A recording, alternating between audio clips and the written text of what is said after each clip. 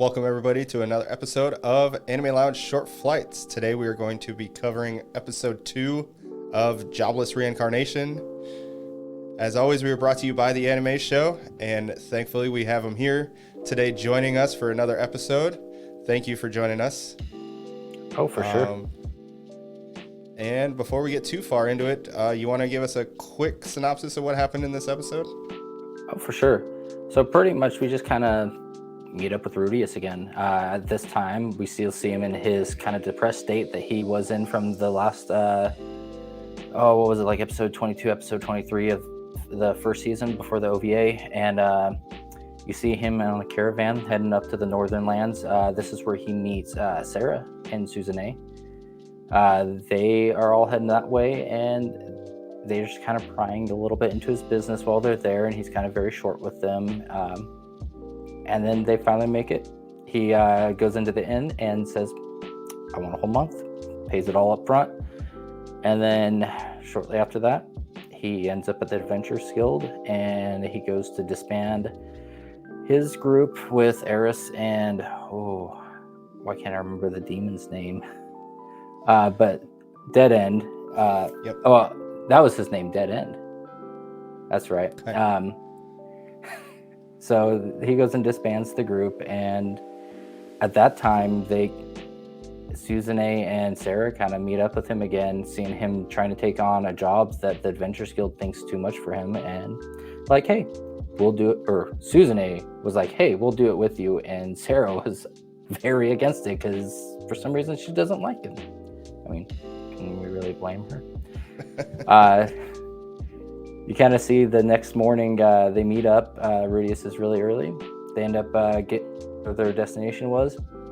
At that time, they kind of do their strategic meeting of how they're gonna take down these bears that they're after.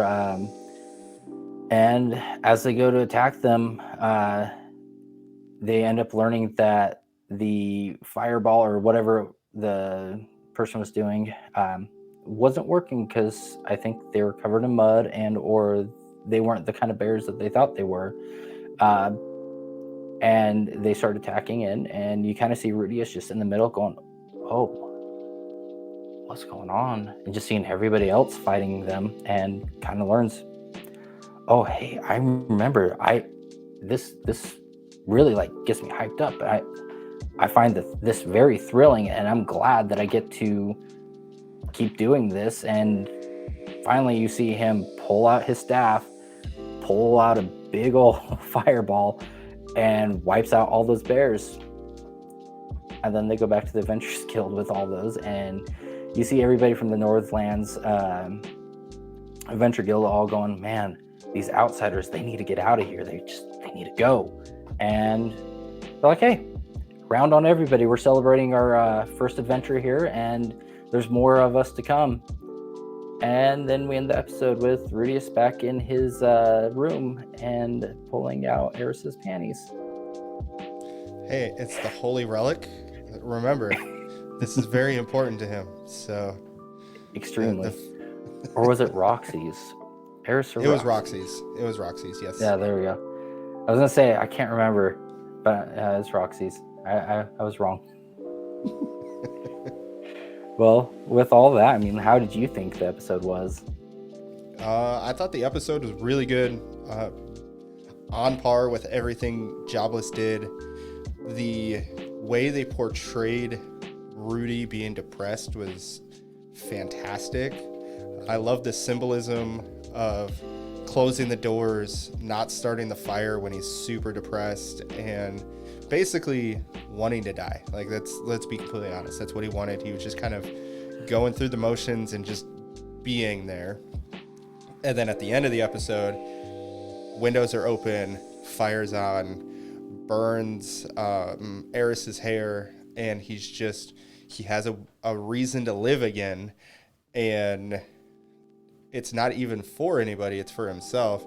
And I just love the symbolism that's portrayed between just those two really kind of minor scenes.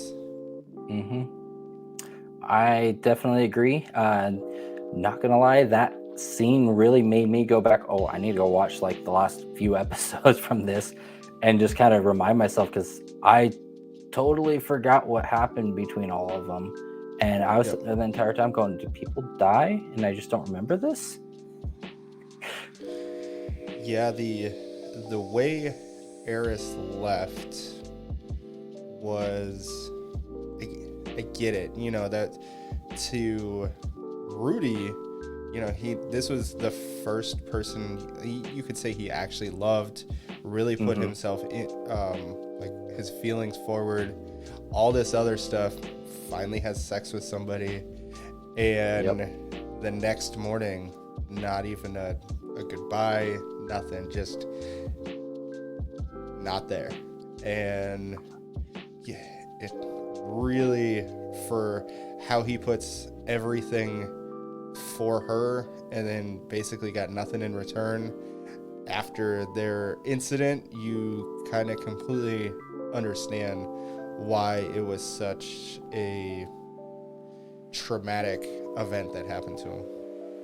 Oh yeah, for sure. And like I said, it was just one of those, man, I've consumed a lot of anime since then, and I really had to go back and remind myself and go, oh man, I forgot how good it really was on those last few episodes. You're just like, man, okay, I really see where this is coming from now. And like I said, like when I first started watching it, I was kind of like confused why he was depressed, to be honest.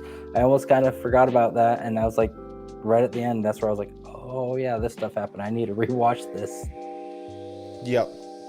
And then, you know, it's going back to the fight with the bears. Ruijerd, by the way, that's the dead end. That's what his name is. Yes.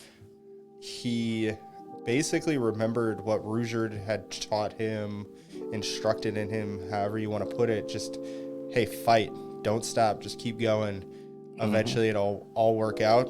And that's what kind of helped get him through it, is like, hey, you know, everybody else is fighting. Everybody else is trying to continue. Why am I not trying to continue? Why am I just giving up through one, in this case, minor incident? Yep. For sure. I mean, it was a great episode. It was a great reminder to kind of go back and look at what they did in the past, and I'm very excited to see what they're going to do in the future. I mean, I haven't read anything to do with the manga or anything. Kind of like we discussed, there's the covers are kind of all over the place, so we kind of have a general direction of what's going to happen. But I mean, I'm very ecstatic to see what's going to happen and continue watching this and covering this. Yep. I will be remiss to say this does have a pseudo time skip. I wouldn't say more than 1 to 3 years at most 3 years between the ending of season 1 and the beginning of season 2. I can't imagine him being more than like 15 at this point. So that's something that's going to be important, is that a little time has passed since the beginning of now to the end of season 1. Yeah, for sure. And you know, just like we do every time at the end of these shows, we just want to remind everybody, hey, go like and follow the Anime Show. The Anime Lounge podcast is out there. Make sure you go check them out on Spotify, everywhere that you can listen to podcasts. And just remember, on these videos, you give us stars. That's going to help us in the future, providing all this great content for you guys. Make sure to check out the Right Stuff anime link that we have. That's going to help us as well. That is our link that helps us, and anything you purchase through that, bringing on this content that you see. And you know, to be honest, we all really enjoy doing this, and can't wait for the next episode and all the other seasons and whatnot we might be covering. Yeah, definitely couldn't say it better myself.